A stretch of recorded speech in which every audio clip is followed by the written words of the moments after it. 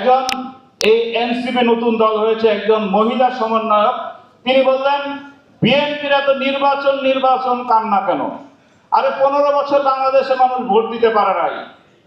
এখানে আপনারা এখানে আছেন, আপনারা কি মনে করেন একজনও ভোট দিয়েছেন? ভোটের অধিকার হরণ করা হয়েছিল।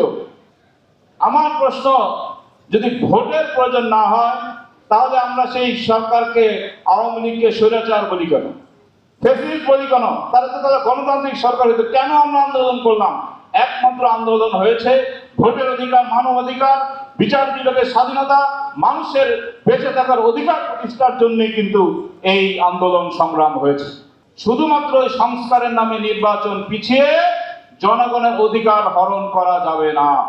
তাই আসেন আমরা শপথ নেই যে যত কিছুই হোক না কেন জনগণের সরকার প্রতিষ্ঠা করার জন্য, জনগণকে তার নিজের হাতে ভোট দেওয়ার এই যে সবচেয়ে প্রাচীন অধিকার, এই অধিকার ফিরিয়ে দেওয়ার জন্য আমাদের সকলকে শপথ নিতে হবে। তাই আসেন আমরা ঐক্যবদ্ধ হই, নির্বাচনকে সামনে রেখে বিগত সময়ে আওয়ামী লীগ যেই আকাম কুকাম করে গেছে তা থেকে আমরা বেরিয়ে আসি, এমন কিছু না করি, এমন কোন কর্মকাণ্ডের সাথে জড়িত না হই যাতে ভোট চাইতে গেলে মানুষ না বলে ভাই আপনারা এখনো যা শুরু করেছেন, ভোট দিতে জানি কি করেন আল্লাহ জানে।